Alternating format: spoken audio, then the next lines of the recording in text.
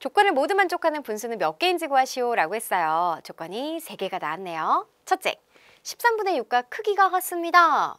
그럼 크기가 같은 분수를 만들려면 우리 분모와 분자에 0이 아닌 같은 수를 곱했었죠? 그래서 바로 만든 분수가 분모는 50보다 크고 100보다 작고요. 분자는 20보다 크고 80보다 작다라고 합니다. 자, 그러면 어떻게 찾을 수 있을까? 일단 크기가 같은 분수부터 출발해 볼게요.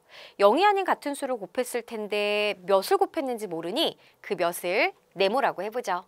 그래서 13 곱하기 네모분의 6 곱하기 네모를 만들었습니다. 그럼 이 분수의 2가지 조건. 자, 첫째, 분모인 13 곱하기 네모라는 것이 50보다 크고 100보다 작다라고 했잖아요. 그럼 우리 친구들 이것을 식으로 나타냈을 때 13 곱하기 네모는 50보다 크고 100보다 작아. 그러면 여기에서 네모를 찾고 싶은 거죠. 물론 1부터 차례로 넣어가지고 이 조건에 맞는 값들을 찾아도 돼요. 근데 너무 많으면 우리 친구들이 일일이 하나씩 계산하기가 좀 힘들 거예요. 그럼 어떤 방법도 있냐? 13에다가 네모를 곱한 수입니다. 그럼 다시 이제 네모의 범위를 알기 위해서는 거꾸로 13을 나눠주면 되는데 얘만 나눠주는 게 아니라 공평하게 나눠주는 거죠. 이 네모라는 수는 그러면 50 나누기 13보다 크고 100 나누기 13보다 작다. 이렇게도 생각할 수 있는 거예요.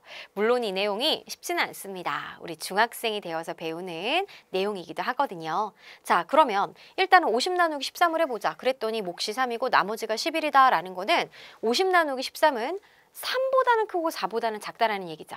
그죠? 자, 그 다음에 100 나누기 13을 했더니 몫이 7이고 나머지가 9예요. 그럼 7보다는 크고 8보다는 작은 수란 얘기입니다. 그럼 이때 네모가 될 수 있는 수는 어때야 될까? 몇보다 커야 돼요? 맞아요. 자, 이 몫인 3보다 커야 되죠. 그럼 7보다 작으면 될까요? 아니, 얘가 7보다 크고 8보다 작은걸요? 그럼 7보다 작으면 7이 포함이 안 되는데 7이 될 수도 있는 거잖아요. 그쵸?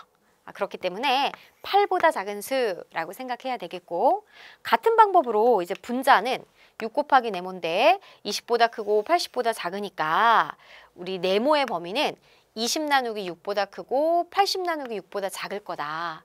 그래서 20 나누기 6을 했더니 몫이 6, 나머지가 2예요. 그럼 마찬가지 3보다 크죠. 그 다음 80 나누기 6을 했더니 13 몫이고 나머지가 2입니다. 그러면 나머지가 있기 때문에 바로 여기에서 하나 큰 14보다 작은 수가 돼야 된다라는 거 알 수 있어요. 그럼 네모는 얘도 만족하고 얘도 만족해야 된대요. 두 조건을 동시에 만족하는, 모두 만족하는 네모를 찾으려면 둘 다 3보다 커야 되죠? 맞아요. 그럼 이제 3보다 일단 커야 되는 거고, 그 다음에 8보다 작아야 된다, 14보다 작아야 된다. 둘 다 만족하려면 8보다 작아야 되겠다. 따라서 네모가 될 수 있는 수는 4, 5, 6, 7 이렇게 4개입니다. 네모의 개수가 우리가 찾는 분수의 개수이기도 하죠. 그러면 우리가 찾는 분수, 조건에 맞는 분수는 네모가 4일 때 여기 4, 4를 곱해주면 되는 거잖아요. 그죠? 그래서 4 곱해주면 3, 4, 12, 그래서 52분의 6, 4, 24도 되는 거고, 5를 곱해줬을 때는 65분의 30도 되는 거고, 만약에 네모가 6이라면 78분의 36도 되는 거고, 그 다음에 네모가 7이라면 91분의 42도 되는 거죠. 그죠? 자, 이 4개의 분수가 모두 3개의 조건을 만족하는 분수이기 때문에 분수의 개수 또한 마찬가지 네모의 개수와 같이 4개가 되겠습니다.